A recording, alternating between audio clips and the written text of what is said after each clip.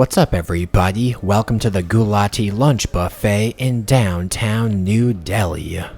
If you want to chow down on large quantities of delectable empty calories, then you've come to the right place.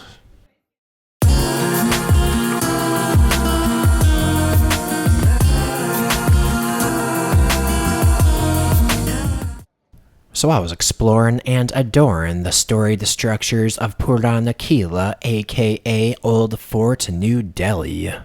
Those ruined ramparts were looking pretty decent, but truth be told, after walking around in that hot summer's sun, I felt like I was starting to burn some calories.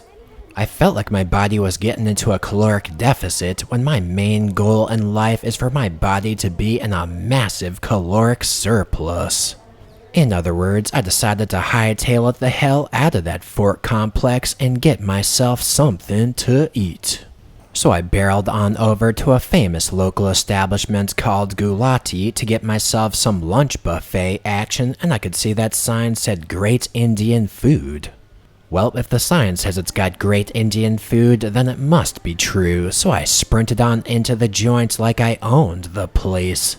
I started cruising and perusing around those items and inspecting them all up close and personal like.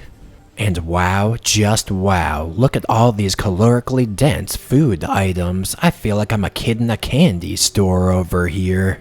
Strange as it may sound, this wide selection of foods was actually getting me kind of aroused. And I was having such a hard time choosing what to eat that I was experiencing a serious case of analysis phallus paralysis. Anyway, despite that fact, or perhaps because of it, I eventually was able to choose some food. I got myself a choice quality selection of calorically dense bites, and I think it's safe to say the fun has officially begun. I mean, just look at those chunks of meat chillaxing on a plate. Don't you just want to chow down on that meat? Now, some people say that we modern-day humans are too far removed from the food production process, but I couldn't disagree more. They say people feel a deeper, almost spiritual connection to their food if they cook it, clean it, kill it, or prepare it themselves. But me personally, I feel a deeper connection to my food if I can chow down on large quantities of calorically dense, tasty treats while barely fucking moving. And with that spirit in mind, I started taking myself a bite out of this huge-ass chunk of Murgh Malai Korma chicken. Even though I had zero actual clue where this chicken came from or what its living conditions were like, I started to feel a connection to that chicken. I started to feel a spiritual connection, to be exact. For one brief, fleeting moment, I felt that that chicken and I were one and the same. Key takeaway, decent chicken right there. Anyway, enough with all that chatter, now it's time for me to talk about the taste of that chicken. To me, that Murgh Malai Korma action had some pretty mild flavors going on. It was tasting pretty creamy and kind of cinnamony, but otherwise it wasn't too flavorful in my opinion. I mean, the chicken was soft and tender, and that's all fine and good, but I was looking for a flavor explosion in my life. So I started spooning up some of that Malai Korma gravy together with that Hyderabadi Veg Biryani to test out a new flavor combo. And wait a sec, hold the phone. I think I just dropped some rice on the table. That's a classic rookie move right there. Nevertheless, I moved on with my life and took myself a bite. And oh my Narendra Modi. That right there was a pretty nice flavor combo, if I do say so myself. Something about that onion action was tasting mighty fine. It was tasting kinda like caramelized onions, but different somehow. Those little mofos added a whole lot of flavor to that bite. Whatever the case, that Malai Korma gravy together with that veg biryani was a decent flavor combo, baby cakes. And even though I could not identify exactly how that improved my life, I knew within my heart that it most definitely did. So next up, I moved on to this huge-ass chunk of Saag Meat. It was looking as swell as a motherfucking bell, so I started trying to puncture it with my fork, but I could not. Apparently there was some kind of bone action in there, so instead I grabbed it with my fingers. I looked at it for a New Delhi nanosecond, and then I took myself a bite. And I gotta say, that meat was pretty soft, pretty succulent, and mighty flavorful. It tasted like that gravy was made from cumin and other spices and a whole lot of ground up spinach. It wasn't exactly a mind-blowing meat, but it did have an ever so slightly positive impact on my life nonetheless. So what else we got here? We got us some Gobhi Adraki. I never heard of that food before, but it looks to me like a gigantic piece of cauliflower up in here.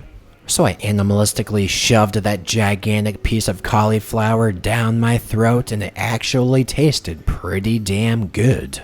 It tasted like it was soaked in a spiced up tomato-based sauce, and it's got some tomatoes on the side.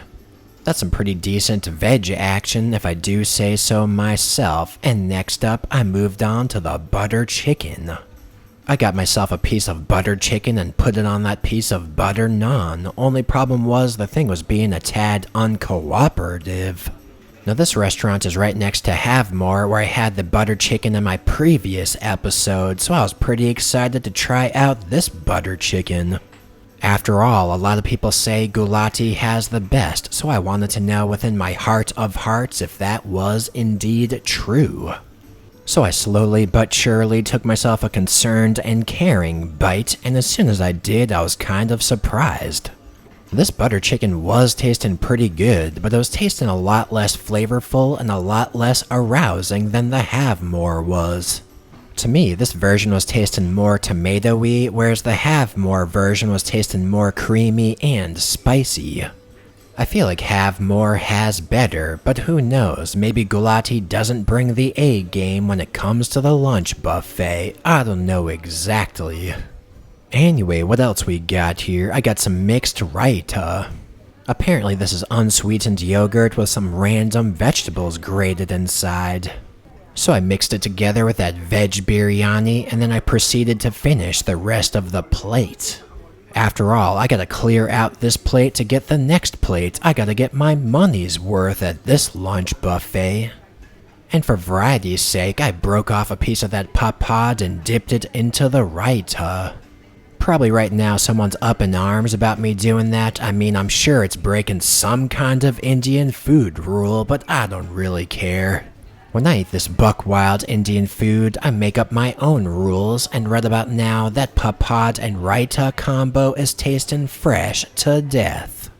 So after I finished off the rest of my food, I went up back to that buffet zone and got myself even more food. I mean, I could have comfortably quit eating at this point, but you know how buffets are. It's pretty much impossible and damn near sacrilegious not to stuff your belly to the point of bursting. So I got myself another plate with mostly new items, except for that veg biryani, which I thought tasted so good that I actually needed to get it again. And even though I didn't plan it this way, it seems like all the items on this plate are vegetarian. Basically, I love to eat meat, but somehow, someway in India, I seem to be drawn to the vegetarian foods most of the time. I think it's because they're delish and fucking-dished, but your guess is as good as mine. Anyway, I started digging into this Paneer Kesariya over here. I got a chunk of paneer and some veg biryani, and I took myself a confident, self-assured bite. And oh, my Mughlai, holy Hanuman, that was a nice balance of spice. That Paneer Kesariya gravy had a slightly sweet, kinda turmeric-y and full cream flavor to it. It went pretty well with that veg biryani, that's for damn sure. What else we got here? Supposedly this is some Aloo Vadi. It looked to me like some kinda stewed potato action, so I took myself a bite. And it was tasting kinda tangy, but it wasn't worth writing home about, so I moved on to another food. What kind of food, you ask? I moved on to this Punjabi Chole. I started frantically mixing that in with some veg biryani like a man possessed, and truth be told, I was feeling a tad frisky. So after mixing that in, I took myself a bite, and I must say it was actually tasting pretty damn good. That Punjabi Chole tasted like it was drenched in ghee, and it had a whole lot of chili powder flavor to it. Seems to me like that Punjabi Chole was a delish dish that tasted rustic to the max. In fact, I loved it to bits and I wanted to kiss it on its non-existent tits.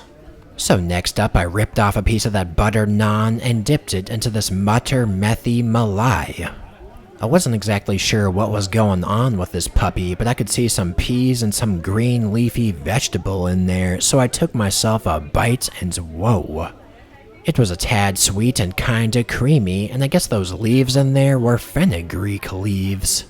I guess you could say that curry was okay, but it wasn't worth writing a diary entry about, that much is for certain. Anyway, eventually I did polish off all that food, but even though my stomach felt like it was about to explode, I still felt like I needed a sweet motherfucking treat. So I started checking out the dessert selection, and I spooned up a small plate's worth of chow. I got me some cream-covered fruit and some other jazz, and I think it's looking pretty intriguing. I mean, the butterscotch ice cream I got is pretty recognizable, but this other stuff I'm not so sure about. And even though I had no clue how that food was prepared or where it came from, I was feeling a small yet significant connection to it. So I started digging into this Moong Dal Halwa, and I took myself a chomp. And wow, that lentil meal is soaked to the max in ghee, baby. I guess it's got some cardamom flavors and a little bit of sugar in there, but it's not too sweet, which I like. But man, oh man, that greasy ghee goodness is soaking that Moong Dal action to the max, and it's almost too much ghee. Keyword being almost. So after trying out that Moong Dal Halwa on its own, I started mixing in some of that butterscotch ice cream and some of that cream fruit, and it was okay. But those other desserts weren't quite as impressive as the halwa itself. Anyway, after clearing out most of that dessert, I was simply unable to eat anymore, and I felt confident that I had gotten my money's worth. And if I had to rate all that buffet food as a whole, I think I'd rate it all a 4 out of 5 Maharaja dogs.